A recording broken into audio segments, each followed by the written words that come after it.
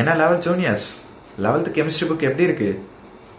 பார்த்தாலே ஒரு மாதிரியா இருந்திருக்குமே, ஏன் ஈவன் தலைவலி கூட வந்திருக்குமே. சேம் ஃபீலிங் தான். நான் ஃபர்ஸ்ட் டைம் 11th புக்கு பார்க்குறப்ப, அதுவும் கெமிஸ்ட்ரி புக்கை பார்க்குறப்ப எனக்கு அப்படிதான் ஃபீல் ஆச்சு. அப்புறம் எப்படி ப்ரோ 11th கெமிஸ்ட்ரி படிச்சிங்க அப்படின்னு தானே கேட்குறீங்க. யா, அந்த ஒரு வருஷம் கழிச்சு தான் எனக்கு 11th கெமிஸ்ட்ரி எப்படி படிக்கணுன்றதே புரிஞ்சுது. அந்த ஒரு வருஷம் நான் கஷ்டப்பட்டதை உங்களுக்கு இந்த ஒரே வீடியோவில் 11th கெமிஸ்ட்ரி எப்படி படிக்கணுன்றதை நான் சொல்லி கொடுத்துட்றேன். ஸோ எந்த அளவுக்கு ஈஸியாக இருக்குன்றதே எனக்கு ஒரு வருஷம் கழிச்சு புரிஞ்சுது. நான் ஆரம்பத்திலே உங்ககிட்ட இப்போ நான் சொல்லிடுறேன். ஸோ போகலாமா? நான் உங்கள் கிரீஷ், இது உங்கள் ஜிஐ மைண்ட் செட் சேனல். சரி, ஓகே. 11th கெமிஸ்ட்ரி வந்து நீங்கள் 10th சயின்ஸை படித்த மாதிரி கண்டினியூவேஷனாக வரும். ஸோ நம்ம 10th சயின்ஸில் கெமிஸ்ட்ரின்றது சயின்ஸ் சப்ஜெக்டுக்குள்ளே ஒரு சின்ன பார்ட்டாக படிப்போம். பட் இங்கே பார்த்தீங்கன்னா உங்களுக்கு கெமிஸ்ட்ரின்னு ஒரு சப்ஜெக்டை கொடுத்து அதுக்கு 2 புக்கு வேற கொடுத்துருக்காங்க. கரெக்டா? ஸோ பார்த்த உடனே எல்லாரும் என்ன நினைப்பீங்க தெரியுமா? ஐயோ ரொம்ப கஷ்டம் போலே அப்படின்னு நினைப்பீங்க. ஃபர்ஸ்ட் ஆஃப் ஆல் சொல்லிட்டா, ரொம்ப ஈஸியாக இருக்கும். என்ன ப்ரோ சொல்கிற? இந்த வீடியோவோட எண்டில் உனக்கு புரியும். சரி, ஃபர்ஸ்ட் ஆஃப் ஆல் உங்களுக்கு கெமிஸ்ட்ரியில் 3 பார்ட்ஸ் இருக்கிறது தெரியும் நம்புறேன். அப்படி தெரியலனாலும் கவலைப்படாத, இப்போ நான் உனக்கு சூப்பராக சொல்லிடுறேன். 3 விஷயங்கள் இருக்கும்டா. அதாவது 3 பார்ட்ஸ் இருக்கும். கெமிஸ்ட்ரியை 3ஆக பிரிப்பாங்க. ஒன்று ஃபிசிக்கல், இன்னொன்று இன்ஆர்கானிக், இன்னொன்று ஆர்கானிக் கெமிஸ்ட்ரி. இந்த மாதிரி 3 டைப்ஸ் ஆஃப் கெமிஸ்ட்ரி இருக்கும். ஸோ உங்கள் புக்கில் மொத்தமாக 11th கெமிஸ்ட்ரி புக்கில் 2 வால்யூம் சேர்த்து 15 லெசன் இருக்கும். அதில் 5 லெசன் ஃபிசிக்கல் கெமிஸ்ட்ரியாகவும், இன்னொரு 5 லெசன் ஆர்கானிக் கெமிஸ்ட்ரியாகவும், இன்னொரு 5 லெசன் இன்ஆர்கானிக் கெமிஸ்ட்ரியாகவும் இருக்கும். சரி, ஓகே ப்ரோ, இந்த 3ஆக பிரிச்சிருக்காங்களே, இந்த 3த்துக்கும் என்னென்ன அர்த்தம்ன்றது கேட்பீங்களே. ஸோ அதான் இப்போ சொல்கிறேன். ஆர்கானிக் கெமிஸ்ட்ரினா நீங்கள் கார்பன் எலமெண்ட்டாக படிச்சிருப்பீங்களா, அந்த கார்பனை சம்பந்தப்பட்ட எல்லா ரியாக்ஷன்ஸையும் படிப்பீங்க. லிட்ரலி கார்பனை வச்சு ஒரு படமே எடுக்கலாம், அந்த அளவுக்கு 5 லெசன் இருக்கும். அதுதான் ஆர்கானிக் கெமிஸ்ட்ரி. ஸோ இதுதான் ஆர்கானிக் கெமிஸ்ட்ரின்னு சொல்லிட்டு, அப்போ இன்ஆர்கானிக் எப்படி ப்ரோ இருக்கும் அப்படின்னு கேட்டிங்கன்னா, இன்ஆர்கானிக் கெமிஸ்ட்ரியில் கார்பன் ஒருத்தன் கிடையவே கிடையாது. அதுக்கு பதிலாக கார்பனை தவிர்த்து உள்ள எல்லா எலமெண்ட்ஸோட ரியாக்ஷனை பற்றி படித்தா அது இன்ஆர்கானிக் கெமிஸ்ட்ரி. ஸோ அதனால தான் பேர்லேயே ஆர்கானிக் இன்ஆர்கானிக்னு சொல்கிறோம். புரிஞ்சிருச்சா? சரி, ஓகே. ஆர்கானிக் இன்ஆர்கானிக் கூட ஏதோ உங்களுக்கு பார்க்கறதுக்கு ஒற்றுமையாக தெரியும். ஃபிசிக்கல்னு சொல்கிறாங்களே, அது என்ன ப்ரோ அப்படின்னா, இவ்வளோ நேரம் நம்ம என்ன படித்தோம்? ஒன்று கார்பன் ஆர்கானிக் கார்பன் ரியாக்ஷன்ஸ் படித்தோம், இன்னொன்று கார்பனை தவிர்த்து உள்ள ரியாக்ஷனை படித்தோம். ரெண்டுத்துலையுமே காமனாக என்ன இருக்குது? ரியாக்ஷன்ஸ். கரெக்டா? அதுதான் ஃபிசிக்கல் கெமிஸ்ட்ரி. ஃபிசிக்கல் கெமிஸ்ட்ரினா இந்த கெமிக்கல் ரியாக்ஷன்ஸ் எல்லாம் ஏன் நடக்குது, எப்படி நடக்குது, அதை பற்றி படித்தா அது physical chemistry. So this is the 3 forms of chemistry. 3 கெமிஸ்ட்ரியும் பாரபட்சமே பார்க்காம 3த்துலேயும் 5 லெசன் கொடுத்துருக்காங்க. சரி ப்ரோ, இப்போ இதை நான் எப்படி படிக்கிறது? எக்ஸாம் பாயிண்ட் ஆஃப் வியூவில் நான் எப்படி படிக்கிறது? 12th இது எப்படி எனக்கு யூஸ்ஃபுல்லாக இருக்கும், அண்ட் காலேஜ்லேயும் எனக்கு இது யூஸ்ஃபுல்லாக இருக்கும் தானே கேட்குறீங்க. நிறைய கேள்வி கேட்டுக்கிட்டே இருக்கீங்க வீடியோ பார்க்கும்போதே. எல்லா கேள்வியும் இந்த காதுக்குள் வந்து கொண்டே இருக்கிறது. ஸோ எல்லா கேள்விக்கும் பதிலாக அப்படியே சொல்லிக்கிட்டே வரேன். Right, super. இப்போ முதல் விஷயம் நான் சொல்ல வேண்டியது என்னதுன்னா, இந்த 3 பார்ட் ஆஃப் கெமிஸ்ட்ரியுமே ஈக்குவலி இம்பார்ட்டன்ட். இதுதான் நான் ஃபர்ஸ்ட் சொல்ல வேண்டிய விஷயம். பிகாஸ் நிறைய 11th ஸ்டாண்டர்ட் ஸ்டூடெண்ட்ஸ் பெரிய பண்றக்கூடிய தப்பு என்ன தெரியுமா? 2 பார்ட் ஆஃப் கெமிஸ்ட்ரியை கூட படிச்சிருவாங்க. அதாவது இன்ஆர்கானிக் கெமிஸ்ட்ரியும் பிசிக்கல் கெமிஸ்ட்ரியும் எப்படியோ தடுமாறியாவது படிச்சிருவாங்க. ஆனா இந்த ஆர்கானிக் பக்கம் தொடவே மாட்டாங்க. ஏன்னா ஆர்கானிக் அவ்வளோ டஃப்பாக இருக்கும்னு சொல்லிட்டு யாரும் 11th சுத்தமாக தொட மாட்டாங்க. அண்ட் 12th வேற வழியே இல்லை, நீங்கள் கட் ஆஃப் எடுக்கணும்னா ஆர்கானிக் படித்து தான் ஆகணும். பிகாஸ் ஆர்கானிக்ல நிறைய கொஷின்ஸ் கேட்பாங்க. சரி, ஏன் ப்ரோ எல்லாரும் ஆர்கானிக் டஃப்னு சொல்றாங்க? தம்பி, இப்போ நான் உனக்கு சொன்னா உனக்கு புரியாது. ஆர்கானிக் லெசனை எடுத்து பாரு, உனக்கு புரியும். சத்தியமா சொல்ற, ரொம்ப ரொம்ப பேசிக்ஸ் தெரியாம படிச்சனா புரியவே புரியாது. ஈவன் நானே ஸ்ட்ரகிள் பண்ணியிருக்கேன் ஆர்கானிக் கெமிஸ்ட்ரியை. அப்புறம் எப்படி ப்ரோ படிக்கிறதுனா, என்னோட சேனல்ல நான் வந்து ஆர்கானிக் கெமிஸ்ட்ரிக்கு ஒரு 12th நான் பேசிக்ஸ் போட்டிருப்பேன், 3 வீடியோ. அந்த 3 வீடியோ மட்டும் நீ இப்போ 11th ஸ்டாண்டர்ட் நீ படிக்கிறல்ல, நீ பார்த்தா போதும்டா, நீ ஆர்கானிக் கெமிஸ்ட்ரியை வெளுத்துடுவாடா. லிட்ரலி சொல்றேன்டா. எனக்காக அந்த 3 வீடியோ பாரு. 3 வீடியோ பார்த்துட்டு ஆர்கானிக் கெமிஸ்ட்ரியில் இப்பவே நீ படிக்க ஸ்டார்ட் பண்ணிடலாம். ஏன்னா அந்த 3 வீடியோ தான் உங்க 11th ஆர்கானிக் கெமிஸ்ட்ரி ஃபுல்லாவுமே இருக்கும். என்ன ப்ரோ சொல்ற, உண்மையா? போய் பாருறா, அந்த 3 வீடியோ பாரு. அதோட வேல்யூ என்னன்றது உனக்கு 11th ஸ்டாண்டர்ட் முடிக்கும் போது, 11th ஆர்கானிக் கெமிஸ்ட்ரி படிக்கும் போது உனக்கு புரியும். ஸோ நான் அதுக்காக தான் அந்த பேசிக்ஸ் போட்டிருந்தேன். ஆக்சுவலி அந்த பேசிக்ஸ் வந்து நான் 12th போட்டிருப்பேன், 11th சுத்தமா படிக்காதவங்களுக்காக. நீ ஆரம்பத்திலே பார்த்து முடிச்சிரு, அதுக்கப்புறமா 11th படிக்க ஆரம்பி, நீ வேற லெவல்ல போவ. இதுதான் மேட்டர். ஓகேவா? ஸோ அதனால ஆர்கானிக் கெமிஸ்ட்ரியும் படி, விட்டுறாத. ஏன் கஷ்டம்னு சொல்றாங்கன்றத படிச்சு பாரு, உனக்கே புரியும். அப்படி ரொம்ப கஷ்டமா இருந்தா என் சேனல்ல 3 வீடியோ போட்டிருக்கேன், 3மே I think 20 minutes. So 1 hour நீ ஸ்பெண்ட் பண்ணனா ஆல்மோஸ்ட் 2 years நீ ஆர்கானிக் கெமிஸ்ட்ரியை ஜாலியா படிப்ப. இதுதான் ரியாலிட்டி. ஸோ அதுக்கு பதிலாக நான் 1 hour 2 hour லெக்சர்ஸ் மற்ற சேனல்ஸ்லையும் போய் பார்க்குறேன் ப்ரோ, அங்கே இன்னும் பெஸ்ட்டாக சொல்லி கொடுப்பாங்கன்னு நினச்சேன்னா தட்ஸ் யுவர் சாய்ஸ்ரா. பிகாஸ் எனக்கு முடிஞ்ச அளவுக்கு நான் ஈஸியாக சொல்லி கொடுத்துட்டேன். மேபி உனக்கு அது புரியலைன்னா டெஃபினட்டாக நீ மற்ற சேனல் பார்க்குறது தப்பே கிடையாது, அது உன்னோட இஷ்டம் தான்.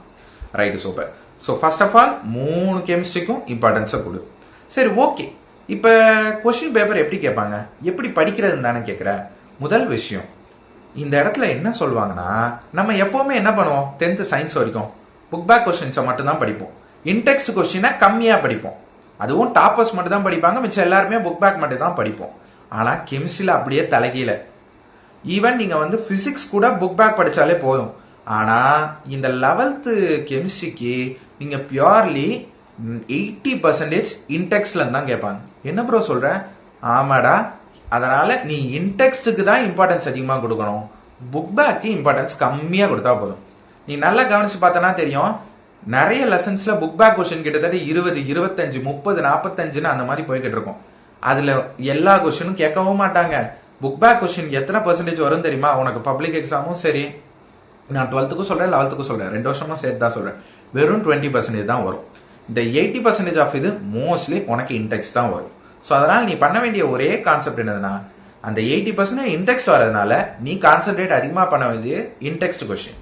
இந்த இன்டெக்ஸ்ல இருக்கக்கூடிய இம்பார்ட்டன்ட் கொஸ்டின்ஸை படித்தாலே போதும். அதோட நீ புக் பேக்ல ஏதாவது ஒரு இம்பார்ட்டன்ட் கொஸ்டின் இருக்கும்ல, அதை நீ படிச்சிட்டனாலே 11th சூப்பராக, கெமிஸ்ட்ரியை சூப்பராக நீ மார்க்ஸ் வாங்கிடுவ. இதுதான் ரியாலிட்டி. ஸோ இதான் நல்லா ஞாபகம் வச்சுக்கோ. பிசிக்ஸ்க்கு புக் பேக் ராஜானா, கெமிஸ்ட்ரிக்கு புக் இன்சைட் தான் ராஜா. ஸோ அதனால புக் இன்சைடை தான் நீ டார்கெட் பண்ணணும், நீ படிக்கணும். நான் 10th முடிச்சுட்டு 11th படிக்கிறப்ப யோசிப்பேன், புக் பேக் கொஸ்டின்ஸ் முடிக்கணுமா புக் இன்சைட் முடிக்கணுமான்னு. அப்புறம் எக்ஸாம் போய் எழுதுனாக்கு அப்புறமா தான் புரியுது, புக் இன்சைட் தான் முடிக்கணும், புக் பேக் கம்மியாக தான் வருதுன்றது எனக்கு தெரிஞ்சுது. நான் உனக்கு இப்போவே வார்ன் பண்ணிட்டேன். ஸோ அதுக்கேற்ற மாதிரி உன் ஃபர்ஸ்ட் மிட் டேர்ம் பிளானை நீ ப்ரிப்பேர் பண்ணிக்கோ. Right, super.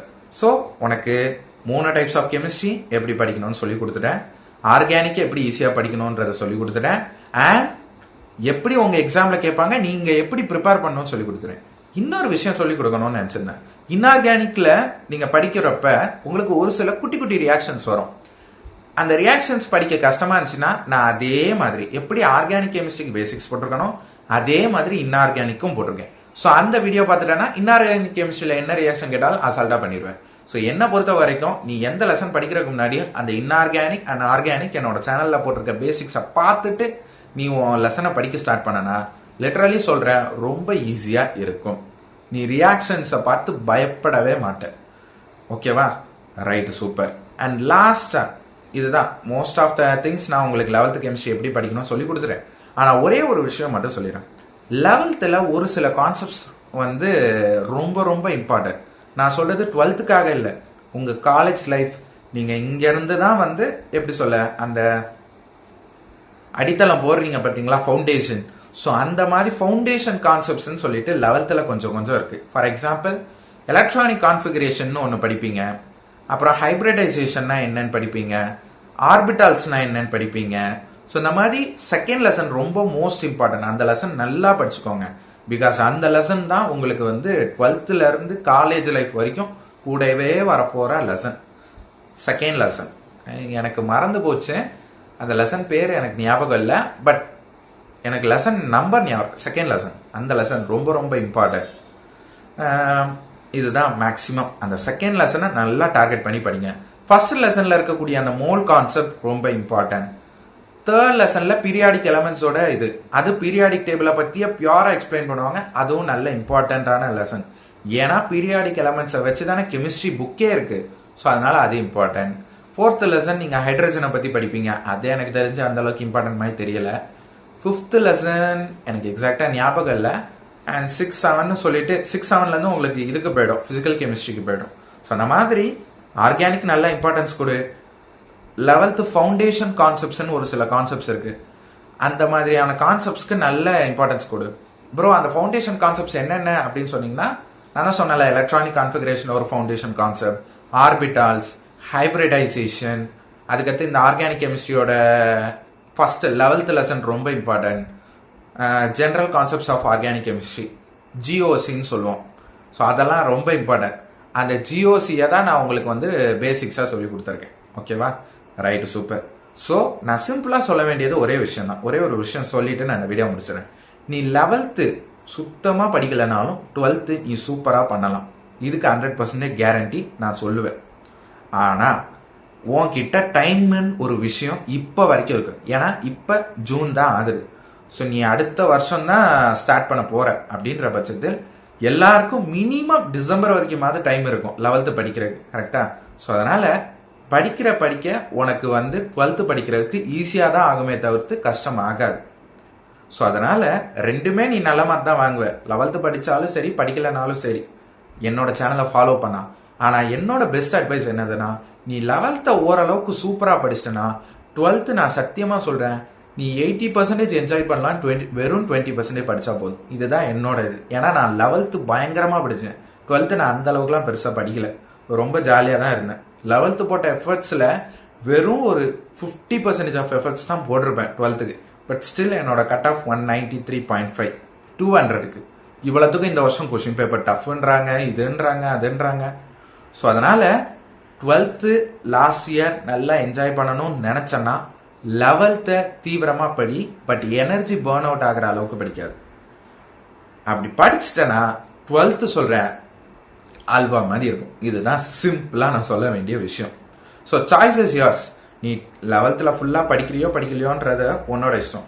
பட் அட்லீஸ்ட் அந்த ஃபவுண்டேஷன் கான்செப்ட்ஸ், அந்த நீ ஆர்கானிக் கெமிஸ்ட்ரி, இன்ஆர்கானிக் கெமிஸ்ட்ரியோட பேசிக்ஸ், ஃபிசிக்கல் கெமிஸ்ட்ரி எப்படி படிக்கணும், எப்படி வந்து 11th கெமிஸ்ட்ரி படித்தா நமக்கு 12th கெமிஸ்ட்ரியில் மார்க் எடுக்க முடியுன்ற விஷயங்களை எல்லாம், கெமிஸ்ட்ரினாலே எப்படி படிக்கணுன்றத எல்லாம் உன் மைண்ட் செட்டுக்கு நீ மாற்றிட்டனாலே போதும்.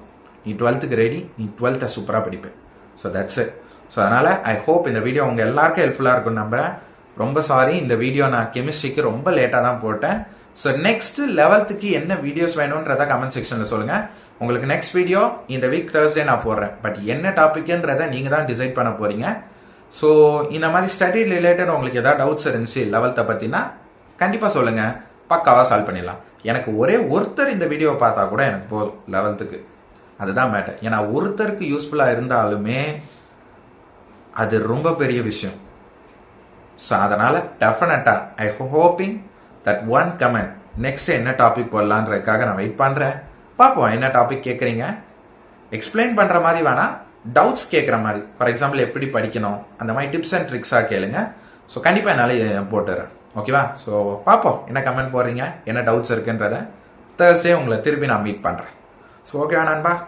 ஸோ இன்னும் சூப்பரான வீடியோவில் உன்னை சந்திக்க வரேன். அண்டில் தென் இட்ஸ் கிரீஸ். நமக்கெல்லாம் அது வேலைக்காக ஜாலியாக ஃப்ரீயாக பேசலாம். சரி, ஓகே நண்பா, all the best for your level. சூப்பராக படிங்க, 12th வச்சு செய்யலாம், 11th முடிச்சிடலாம். வச்சு போயிட்டு வரேன் நண்பா.